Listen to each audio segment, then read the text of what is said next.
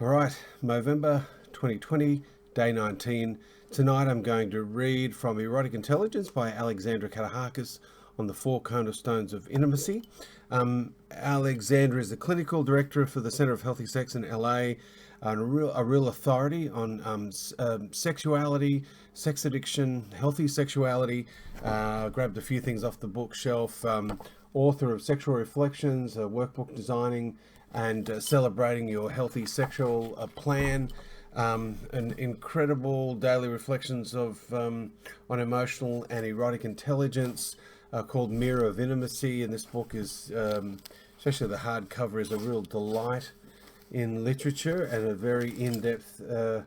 Unlike a lot of the daily readings books, this is a really in-depth book on healthy sexuality. Probably the most consummate book in the field on sexuality for a therapist like myself would be Sex Addiction as Affect Dysregulation, a neurobiologically informed holistic treatment. This book would be, I think, the pinnacle of books.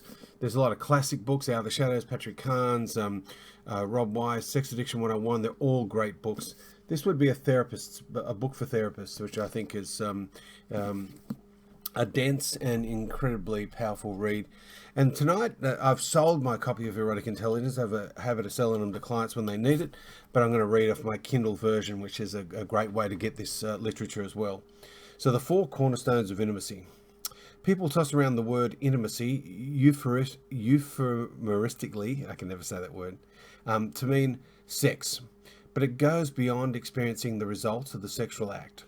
Rather, it's knowing who you are in relationship to another person as you grow and change together. Your commitment to living with intimacy allows you to confidently learn to create deeper relationships. Understanding the four cornerstones of intimacy can help you conceptualize what it means to be truly intimate, and they are. Cornerstone number 1, self-knowledge. All relationships start with knowing and accepting yourself. What do you like and dislike? When do you become anxious or frightened? What are your growth edges? When you are out of your comfort zone, do you want to play it safe? When you are out of your comfort zone, how can you create an environment that allows change? Knowing the answers about yourself and accepting them as your truth enables you to do the same for another. Self-knowledge is crucial, given that sober addicts often talk about losing themselves to their primary relationship. Self-acceptance means that you know who you are and are comfortable with that knowledge at this stage of recovery. It means that you are able to take input from those closest to you and decide what is the best in your best interest. This is not about making unilateral decisions or being selfish, but making intelligent choices. The challenge of self-acceptance means you know who you are and take a stand for what's true for you in order to create change, even when it's uncomfortable. An example of this is setting appropriate personal boundaries. You can think of your boundaries as your own personal limits. You define those limits to your partner by saying yes or no in such a way that protects and maintains your integrity. Once you know what you need, you and your partner will be free to grow and change into more solid adults. Cornerstone 2, comfort and connection. Sex addicts often find and create families out of a need for comfort and connection. People who come from difficult family backgrounds commonly have a desire for normalcy. Yet setting up a family is easy, but maintaining, nurturing, and attending to family require diligence and discipline. Two traits sex addicts don't typically possess. However, by building connections to yourself and others, you can develop the capacity to comfort your own anxieties and connect to your partner without reacting to his or her feelings. Paradoxically, addicts might turn away from comfort and connection to seek sexual novelty and intensity, which seriously disrupts the family in the process. Then, if the sex object gets too close, they may run again. Addicts often bounce from family life where they tolerate minimal connection, rebound to their addictive behaviors, and then bounce back home. One man in my therapy group stated, "In my addiction, I wanted intimacy everywhere but in my house." Sex addicts who are single typically avoid connection altogether. Although they are seeking comfort and connection, they often report fears that being with one person will limit their options in life. The ability to hold on to their individuality can have them acting in a reactionary way to another's needs, which may make them feel like they want to run away. Overcoming these fears in part involves listening to their partner's response rather than reacting to it. Cornerstone 3, responsibility and discernment. Responsibility within intimacy requires discernment, which means being assertive, speaking up for yourself, taking responsibility for your actions, and telling the truth, even though it may be difficult for your partner to hear. To avoid conflict, most sex addicts find themselves accommodating their partners, meaning they adapt to what their partners want. They then act out their unexpressed feelings sexually as a way to feel a sense of power and control. Excuse me.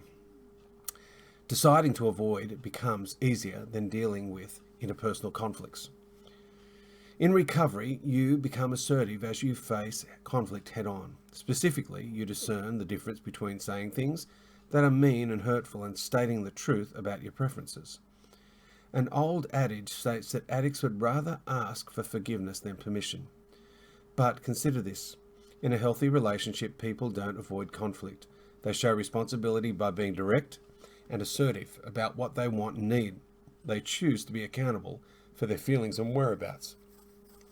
In recovery, as a recovering addict, you might use another adage that advocates you stay on your side of the street, that requires taking responsibility for your part in your interactions in healthy ways on the way to reaching your goals. Cornerstone number 4, empathy and emotion. Empathy is your ability to recognize, feel, or experience another person's thoughts and moods. Reading your partner's thoughts and moods accurately is essential to building intimacy. Sex addicts often find it difficult to have empathy for their partner's feelings. They don't accurately listen to their partner and get defensive when their partner expresses hurt, anger, or upset. Why? Because they feel shame in the face of another's pain and make inaccurate assumptions about themselves and the other person. So in recovery, your challenge is to listen accurately by focusing on what your partner is saying about his or her feelings without defense or judgment.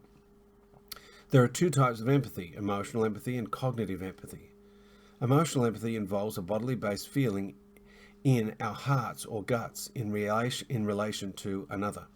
We can read the experience of another as if we had it ourselves. For example, if we see someone stub a toe or wince, if our partners delight in eating their favorite ice cream, we delight in their joy. If our children cry because they fought with their friends, we feel sad along with them. The second type of empathy, cognitive empathy, arises out of how we think we are supposed to respond. Cognitive empathy does not have a bodily-based feeling to it. Rather, it's an idea born out of what we know to be socially polite, kind, or thoughtful. For example, if you see your dentist after learning that his grandmother died the previous week, you would say something like, "I'm so sorry to hear of your grandmother's death." You convey this because you genuinely like your dentist and imagine him feeling sad. Therefore, you offer your condolences, even though you may not feel sad yourself. So the 4 cornerstones of intimacy. Make a commitment to use these 4 cornerstones of intimacy as your guide. Self-knowledge.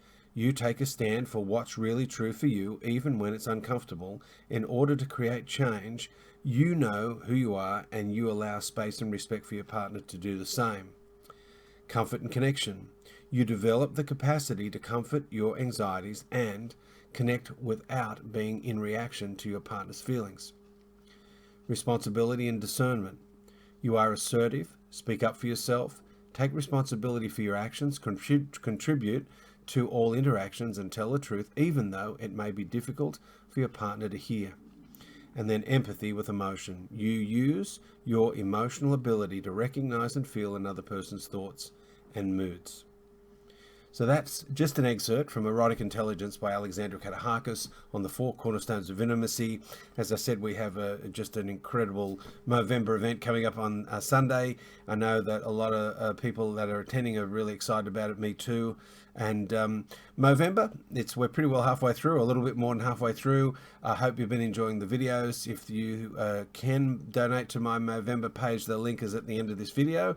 And of course, I'm not really a big one for this subscribe and like and tap the bell and all that stuff. But if you do like these videos, if they're short and sweet and help you with a tool for recovery, then by all means, please subscribe, and that'll let you know when I do another one.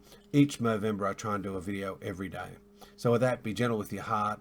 Look forward to seeing you again tomorrow. And please check out our website regarding the events on the weekend for Alexandra Katehakis on the Sunday and John Lee on Saturday, talking about man, anger and rage. Take care.